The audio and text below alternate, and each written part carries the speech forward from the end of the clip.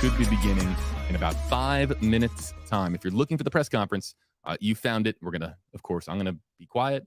We're going to go to it full screen here as soon as it begins. And that starts next here on WFLA Now. Back in 60 seconds. WFLA Now will begin momentarily.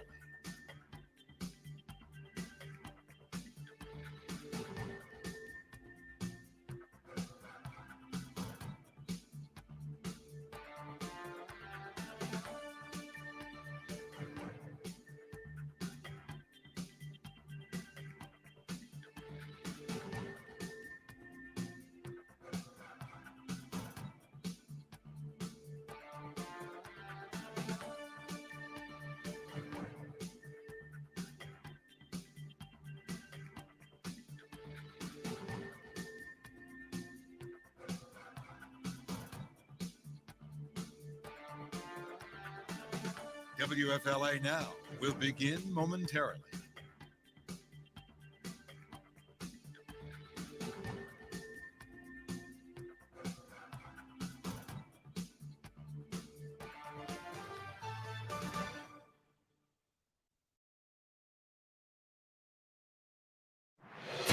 Breaking news on WFLA Now. Here's JB Buno. Carlee Russell, the woman who admitted to lying about her own kidnapping and lying about seeing a toddler on the side of I-459, expected to face charges today in Alabama. A press conference called this afternoon by authorities. That press conference is expected to begin any moment here on WFLA Now. Hello there, folks. JB here with you live. Now across all platforms here from the WFLA Now Stream Center. Let's hit the touchscreen. Let's take you out there to Alabama and show you the podium. This press conference has been called for 2 o'clock Eastern, 1 o'clock Central, and we'll, of course, be listening in. What we're going to do is we're going to continue to take some questions and comments out of our Facebook Live, YouTube Live comment sections, and then at 2 o'clock, when the press conference actually, in fact, begins, of course, I will be quiet. We will be listening in, hearing what the latest is on the Carlee Russell investigation. But per reports coming out of Alabama and beyond, charges are expected. If you believe the Fox News report, those charges are going to be 2 misdemeanor charges with a maximum penalty of 1 year behind bars. So you can see various members of the media. They are getting ready for that press conference when it does, in fact, begin at 2 o'clock Eastern, 1 o'clock Central, which is approximately 2.5 minutes from now. So here in the Stream Center, folks, what we'll be doing is reviewing some of your questions, some of your comments. We did have a question asked via a YouTube question that was put out, and we asked if charges are to be filed against Carlee Russell. Do you agree with the decision? We had Sarah who chimed in with a really smart sort of response, saying that she voted no simply because she doesn't know what the charges are. It depends on what the charges are. But for what it's worth, again, an unscientific social media poll, more than 94% of people expect there to be charges filed here today. And so, again, there's the press conference. We have another feed, a backup feed, if you will, from another camera crew in the building. Of course, various members of the media that have all gathered here today for the Hoover Police press conference. I think we're expected to hear from the DAs. Let's listen in. All good? All good. All right, 2-minute warning, 2 minutes. All right, and there you hear the 2-minute warning.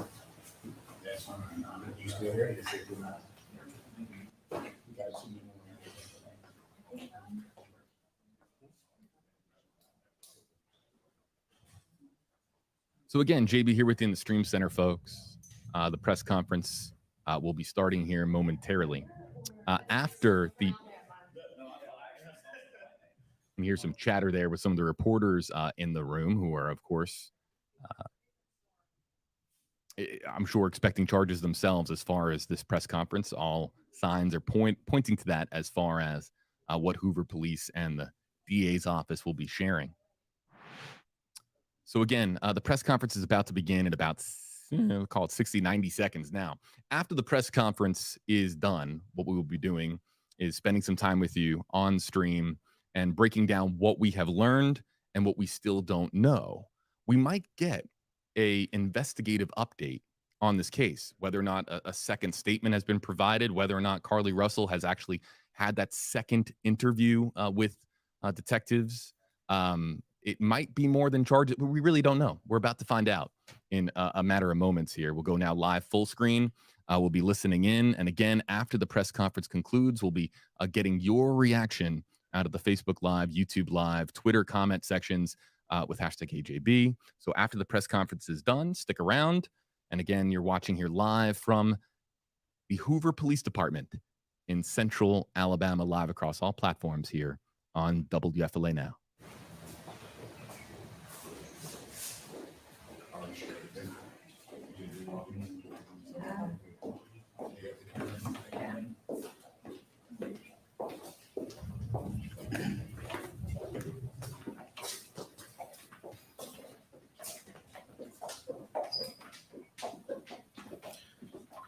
Good afternoon, everybody. Welcome to the Frank and Pam Bearfield Training Center. I'm Captain Keith Sescaliba with the Hoover Police Department, and we're here today to provide you with the latest update in the Carlee Russell investigation. Joining me at the podium today will be Police Chief Nick Durzis, followed by Alabama Attorney General Steve Marshall. Chief Durzis will make a prepared statement.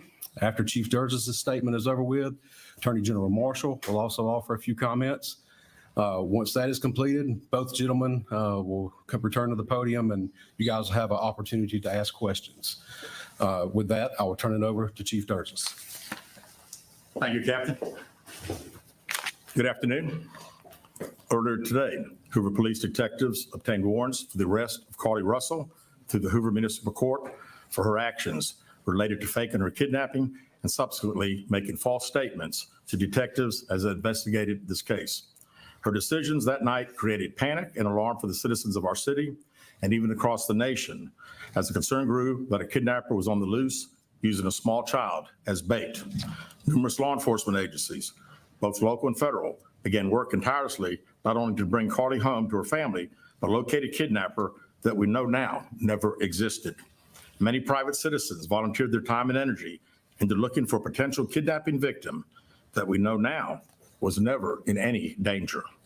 This story opened wounds for families whose loved ones really were victims of kidnappings, some of which even helped organize searches in hopes they could find Carlee's alive so her family would not experience the pain and suffering that they felt when their loved ones never returned home. As we know, actions can have consequences, and that's why we're here today. This afternoon, Carlee Russell, with the assistance of her attorney, turned herself into the Hoover City Jail, where she was arrested for the following charges: false reporting to law enforcement authorities, Class A misdemeanor, $1,000 bond; falsely reporting an incident, a Class A misdemeanor with a $1,000 bond. Each of these charges carry up to a year in jail and potential fine of $6,000 upon conviction. Ms. Russell was released from jail after posting bond. We initially presented this case to District Attorney Lanice Washington, who agreed to handle prosecution through district court. After consulting with the Circuit Court of Jefferson County Bessemer Division, the case was referred back to municipal court for charging because the only applicable charges were misdemeanors. Judging from the amount of phone calls and emails that we've received from people all over the country, I know many are shocked and appalled that Ms. Russell is only being charged with 2 misdemeanors, despite all the panic and disruption her actions caused. Let me assure you, I too share the same frustration, but existing laws only allow the charges that were filed to be filed. I can tell you that I will be contacting our state legislatures on behalf of law enforcement in Montgomery and asking them to look at this law applied to these facts and urge them to add an enhancement to current legislation when somebody falsely reports kidnapping or another violent crime. Because of the attention this case has garnered, we've requested Attorney General Steve Marshall's office adopt this case, and they've agreed to do so. The Hoover Police Department wants to thank everyone that assisted us from the beginning and continues to assist us in this case as we work its way through the criminal justice system. Joining me at the podium today is State of Alabama Attorney General Steve Marshall. Thank you, Chief. Let me begin by commending Hoover Police Department Chief Durgis for his leadership in this investigation. Obviously, this captured many's attention as a result of not only the allegations themselves, but also the concern about a possible victim in being able to return her home. The work that was done by the Hoover Police Department was monumental in its lift, and the results of that work you are seeing come to fruition today with the charges that have been levied. I also want to commend the many other men and women of both state and federal law enforcement for their work collaboratively with the Hoover Police Department in assisting in this investigation. Chief, appreciate the opportunity to be able to partner with you in this prosecution. We will dedicate a team to be able to help the city of Hoover in handling these two individual charges and look forward to bringing this case to fruition. One thing I would add is that we don't see this as a victimless crime. There are significant hours spent, resources expended as a result of this investigation. And not only that, but the many men and women who are civilians that wore those yellow vests on a hot afternoon and evening looking for someone they thought was abducted, trying to be of assistance.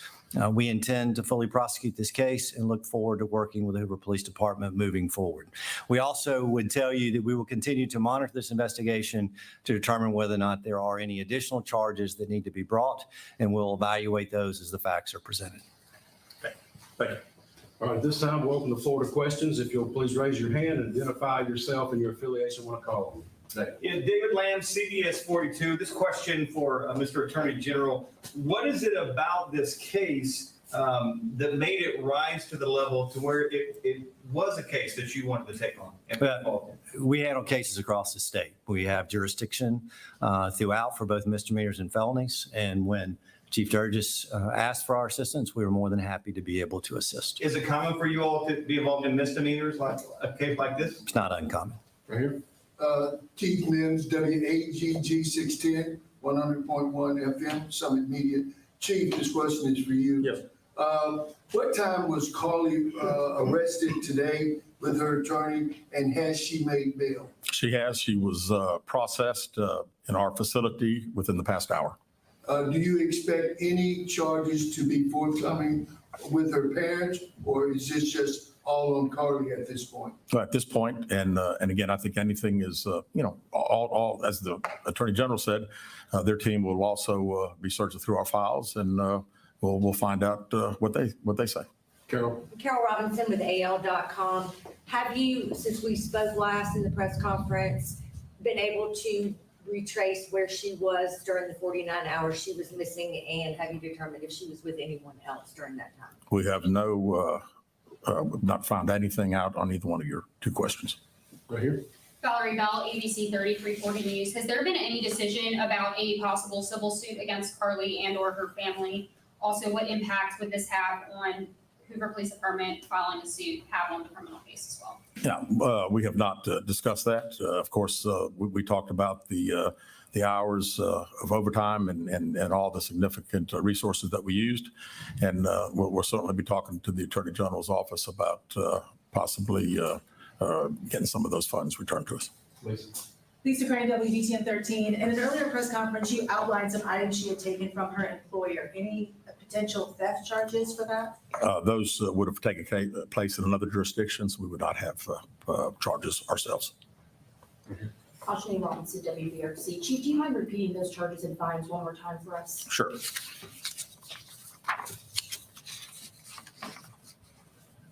False reporting to law enforcement authorities, Class A misdemeanor with $1,000 bond. Falsely reporting an incident, a Class A misdemeanor with a $1,000 bond. Chief, I know you mentioned this the last time we were together. Just wondering if you have any update on an idea of the cost that the Hoover Police Department expended in those 48, 49 hours Carlee Russell was missing. And one final question, do you at this point have any more information if Carlee Russell acted alone or anyone helped her? Yeah, we have not finished, obviously, the 49 hours. We've been certainly busy since her return, so I still don't have a total on that. And we don't have any idea where Carlee Russell was 49 hours. Right here. Keith Mims, WAGG 610. Chief, let me ask you this. Going forward, there's been a lot of concern in the community as per young Black and brown females being reported missing. Would Hoover and other agencies have the same fervor going forward as they did with the case with Carlee Russell? Absolutely. This, as I said initially, our focus was bringing Carlee home when she got home. And then our focus has been to find out if there was a kidnapping. We find out there's not. We work every case like all of the law enforcement does. So I don't have any concern anywhere that would be an issue. And can I echo what Chief said? I've been in law enforcement for 27 years. Yes, sir. Law enforcement throughout this state. I've never seen anybody interested in the color of your skin in investigating a criminal case. And I expect, regardless of your gender, your race, when that report is filed, that Alabama law enforcement is going to do its job. Valerie Bell, ABC 3340. What was her emotional state when she arrived to the jail today? And is she seeking any help at this point in time? I was not there, so I really can't tell you exactly, and I really don't know anything else. All right, last question. Ashley Robinson, WBRC. Chief, what are next steps after this? What is going to happen next? Well, right now, the Attorney General's office attorneys will start dealing with our detectives and going through case files and preparing prosecution, I presume. All right. Thank you guys very much. Will y'all be releasing a mugshot? Yes, we will momentarily. Thank you. Thank you. Breaking news on WFLA Now. Here is JB Buno. See y'all later. Carlee Russell turns herself in on misdemeanor charges after an arrest warrant is obtained in Alabama. And now the legal process will play forward, as of course, so many call for her to be held responsible for allegedly making up a story to law enforcement. Hello, folks. JB here with you live on WFLA Now, jotting down a lot of notes here after this press conference, and we're going to get to your reaction. This part of our live stream is now really focused on your reaction, and that's why we have our hashtag system. You can use hashtag HeyJB if you want your opinion to be heard. Do you agree with law enforcement? Do you agree with what was stated? The 2 misdemeanor charges related to false reporting of an incident. As far as your knowledge of the Carlee Russell story, do you agree with how the legal process is playing out in the state of Alabama? Based on our conversation ahead of this press conference, I think it's pretty fair to say that a lot of our commenters are going to agree with almost every word, if not every word, of what Chief Dervis had to say there at the press conference with the Hoover Police Department. Perhaps one of the most interesting parts of this press conference that I circled here in my notes is the police chief indicating that he is going to be communicating with legislators in Alabama about changing the law potentially to ensure that there are to ensure that they're doing everything they can to discourage this type of behavior. In essence, lying to law enforcement, making up a story, and wasting all of these resources on an investigation that should have never taken place. That, to me, was really highlights the frustration here from the Hoover Police Department, that not only are they proceeding with filing charges, but they want to change the law in Alabama after the Carlee Russell investigation to, again, make sure that similar acts don't occur in the future. The charges would come with a maximum penalty of a year behind bars, whether or not that is downgraded to either probation or community service or whatever it might be. It all depends on whether or not she pleads guilty, not guilty, and how the legal process will play out, whether or not there will be a plea deal that is reached. And since we have the knowledge, of course, that Carlee Russell provided the statement where she admitted to wrongdoing, you would think that her attorney is going to, at the very minimum, explore reaching a deal if provided with the opportunity for a deal with the district attorney's office. But we do not know if that is going to be taking place in the weeks and months ahead. Carlee Russell did turn herself in, and she was released on bail. So she was booked. I have been looking on the website, waiting for a mugshot. I have not yet seen a mugshot. Let's see if anyone else has, any of the other reporters that I follow, if they have a mugshot yet. Because, look, if you are booked and processed, you get a mugshot. That's just how it goes. And we haven't seen Carlee Russell at all. We haven't seen her outside of these pictures. We have not seen her since this entire ordeal began. So this would be our first look at Carlee Russell since this all unfolded, from a missing persons investigation to the hoax heard around the world, if you will. I have not yet seen a mugshot. You did hear, I'm very appreciative to the reporter at the end of the press conference who asked, will a mugshot be posted? They did say yes. It would be very surprising if they didn't. It's standard for anyone who's booked in charge to have their mugshot released to the public. That's pretty much standard protocol any way you look at it. So I'm grateful that they clarified, and they did say it was going to be released shortly, but that has not yet been released. The booking occurring in the last hour or so. We're live on WFLA.com. We're live on the WFLA app. We're live on Facebook Live and YouTube Live as well. JB here with you in the Stream Center, and we'll continue to process this as far as your reaction and talk about what is going to be happening going forward. Let's go to the comment section as we wait for the mugshot to be posted. And people, of course, it's going to be public record, so people will have the opportunity to see Carlee Russell, with their own eyes, in light of what has transpired. And look, I know from covering stories when there's a high-profile arrest, this mugshot is going to be thoroughly analyzed by the social media audience. People are going to really, you're going to see the face of the person that we've been talking about for the last couple of weeks. And people will instantaneously, within milliseconds, form an opinion based on seeing that mugshot. So that mugshot, when it is released, we'll have it for you here on stream. In the Alabama jail system, I have not yet seen that mugshot posted. When it is, in fact, posted, I'll bring it up here live on stream. So we'll stay here with you live for a bit longer. So let's go here to the comments. If you use hashtag KJB, I can animate your comment on screen. If you don't want your comment to be animated, just don't use the hashtag. Lori says, I can't believe they still can't figure out where she was the whole time. That question was asked about the 49 hours. People, the reporters in the room asked again, where was Carlee?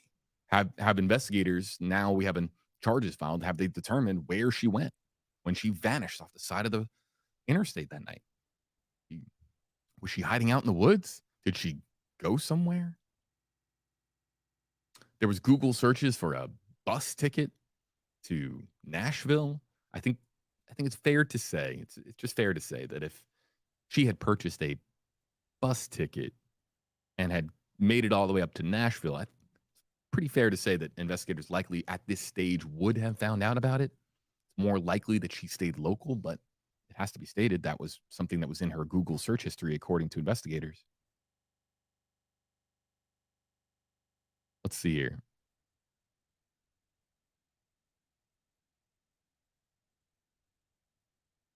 Yeah, my team is getting a hold of me. We're all,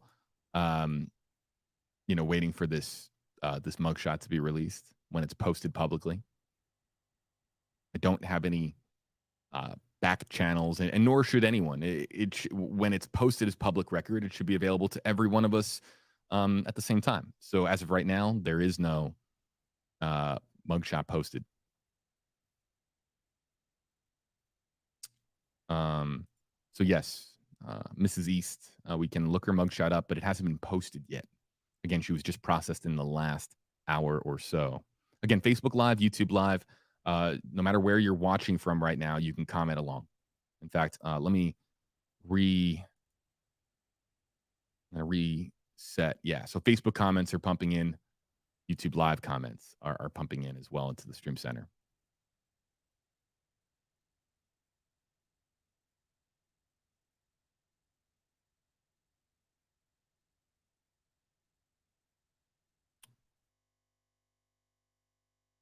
CMC Funk, I'm glad that this question is asked, and you heard it addressed as far as the race component in the press conference.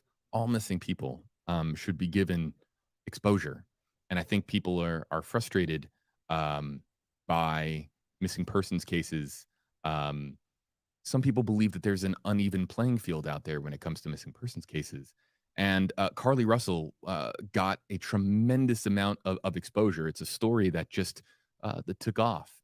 One of the reasons why it was because the headline was uh, certainly attention grabbing to people. Here's a woman who claims to see a toddler on the side of the road and stops, calls 911, and according to the story, was doing the right thing.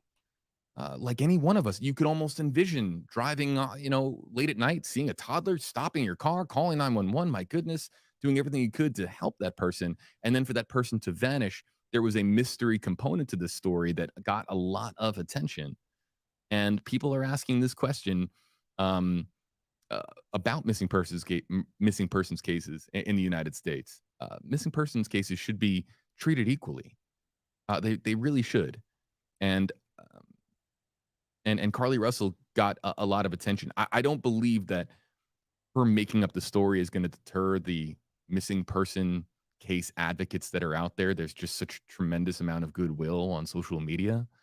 But I do know that there have been a lot of people who have been very, very frustrated to see a missing Black woman get a tremendous amount of national media exposure, and for all of it to be for naught, for all of it to be for a hoax. People who have expressed frustration, and I think a lot of that frustration, of course, people have a right to be frustrated with this story. But CMC Funk brings up a good question. It was hinted at in the press conference as well.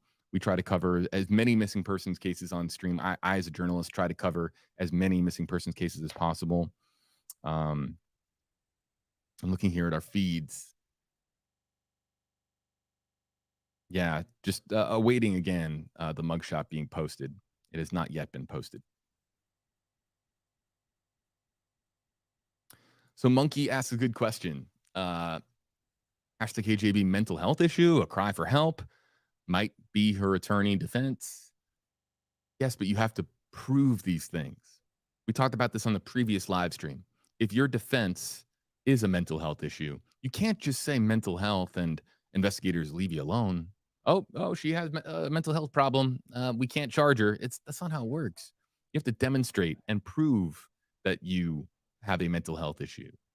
And so that is not this ironclad defense. It's not right to people who actually do suffer from mental illness for this just to be automatically introduced into the legal defense just because it might, get you out of jail time or community service or a financial penalty of some kind. Could that be a strategy for the defense and the attorney, Emory Anthony? I'm sure that they're going to explore every option on the table, but I don't think any attorney should make up a mental health issue. I'm not saying that Carlee Russell did suffer from a mental health issue. I'm not saying that she didn't. We don't know. We haven't heard from her. We've only really heard from her parents. Who cares if she did? Who cares if she did? This was an elaborate scheme to get attention from her boyfriend, and I'm on the fence if he wasn't part of it because somebody knew where she was. She is too privileged. She is too entitled to rough it for 2 days. She's not going to do that. Who knows where she was? She is spoiled. They got her an attorney because they'd already heard from the investigators and they knew what was coming down the pike. She was supposed to be charged on Wednesday, but she gets charged on a Friday. Of course, that makes more sense. And her mother's right outside. I'd have left her in the clink for a weekend. What would you guys have done? I would have left her in there for the weekend. I'll be like, I'll pick you up on Monday. You have to see the judge. You're not going to go in there, but they worked out a deal with their attorney. Tell us the bond, book her in, get her glamour shot, make sure it's her good side, and we'll be outside. Don't be rough with her, and make sure she has Cheez-Its. Susie Sue said, I think she went to see Beyonce in Nashville. I do too.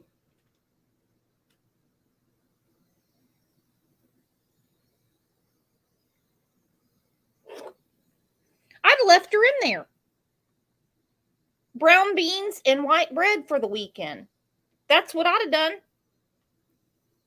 You think you have it bad? And then after this hoax, she had an elaborate birthday party at her house and tells her mother that if I don't get this puppy that she wanted, and it's not like a regular old puppy dog, it's like a $5,000 dog. She said, then I'll run away again. You made me do it the first time. And there's her mom and dad. I'll get you the puppy. Carlee, Carletha, Carlee. Her mom's like telling the dad, find that dog right now. We can't lose Carlee again. She's 25. She's 25, and she's got very intelligent parents. Her father's a chemical engineer for Apple in Birmingham. Her mother is a successful realtor.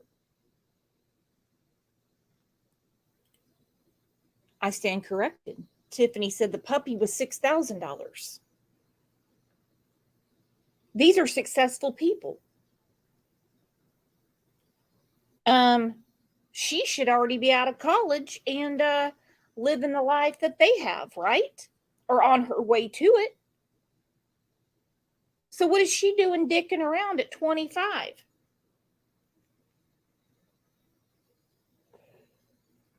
And her attorney is a retired judge out of Birmingham. So he knows his way around the DA's office. He knows all the people. He knows them all. So he set this up. I'm going to walk my client in. You're going to take some thumbprints. Take her picture. Her mom said to make sure that you get her good side, but we can't do it till Friday because her mom's got to get her hair done. Then they're going to pick her up and we'll be there to see the judge. And he's going to wheel and deal till this is done. That's how it goes. But as you can tell, the chief is pissed. The chief is like, we're going to get a hold of legislators because right now the laws only allow for a misdemeanor.